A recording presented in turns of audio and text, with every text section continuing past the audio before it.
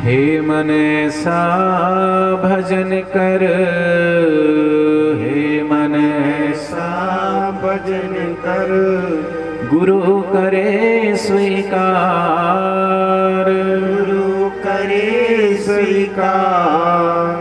गुरु रहमत मिलती रहे, गुरु रहमत मिलती रहे, जुड़े प्रभु से तार, जुड़े प्रभु से तार। हरि हरि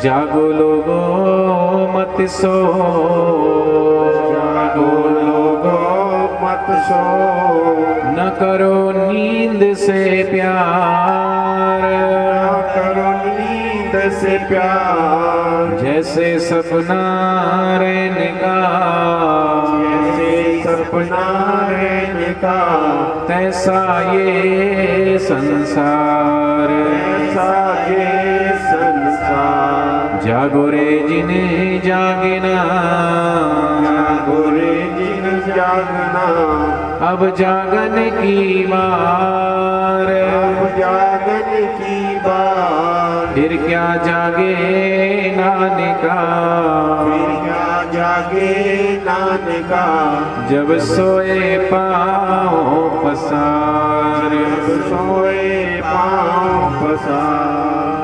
नानक जी कहते हैं कि मृत्यु आए और जब हम कंधों पे उठा के हमें ले जाए और अग्निदाह संस्कार करे, उस समय हमें ये पता चले कि ओहो, हम आए थे जग में खाली हाथ आए, मुट्ठी बांध के आया जग में, हाथ पसारे जाएगा नहीं।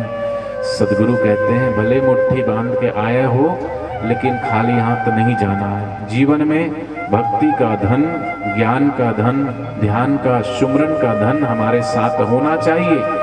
यही वास्तविक धन है। बाहर के धन को कमाएं, लेकिन जो मूल धन है भगवान का नाम धन, उसको भी कमाएं। क्योंकि हम इस जहां में बड़े, सबसे बड़े, दुनिया के, विश्व के सर्वप्रथम व्यक्ति हो गए बाह्य दृष्टि से, लेकिन भीतर का धन अगर नहीं कमाया तो भगवान के दरबार में हम सबसे पीछे की लाइन में सबसे पीछे हैं। और इस दुनिया में भले ही बाहर का धन उसके पास कुछ नहीं है, लेकिन भगवान की भक्ति में, आनंद में वो ओतप्रोत है, तो वो भगवान के सबसे नज़दीक है, गुरु कृपा के सबसे नज़दीक है। इसलिए कबीरदास जी ने कहा, कबीर यह जग निर्धना, ये निर्धन है ये जग, इसमें कोई धनवान नहीं है। ये वैभव, बाहर की संपदा वास्तविक धन नहीं है, निर्धन है। और इस निर्धन जग में धनवंता कौन है? कबीर यह जग निर्धना, धनवंता को नहीं। धनवंता तेहु जानिए, जाको राम नाम धन होई। गिने चुने लोग इस जहां से धनवान होकर के, धनी होकर के गए, बाकी तो कंगाल होके पैदा हुए और कंगाल होके ही गए, भिखारी होकर आए और भिखारी होकर ही गए। लेकिन वास्तव में मीराबाई ने असली धन को पाया, वो सच्ची धनवान है। सहजोबाई ने भगवान के वास्तविक धन को पाया, वो सच्ची धनवान है। नानक जी ने उस वास्तविक धन को पाया, वो सच्चे धनवान है। कबीरदास जी सच्चे धनवान है। लीलासा बापू सच्चे धनवान है। प्यारे बापू जी सच्चे धनवान है। बाहर के धन की नहीं, भीतर के धन को जिसने पा लिया, बाहर की संपदा तो आए चाहे ना आए, लेकिन भगवान की भक्ति जिसके हृदय में आ गई, जिसने भगवान को पा लिया, ये समस्त ब्रह्मांड उसी का ही है, उसी में है, उसी से है। ज्ञान की दृष्टि गुरु से मिल गई तो सब दुखों से निवृत्ति हो गई, और ज्ञान में दृष्टि गुरु से नहीं मिली तो जीवन में सब सुख है, लेकिन फिर भी शांति नहीं है। घर में सब सेट सजा के रखते हैं, घर को अप टू डेट रखते हैं, dining set, sofa set, music set,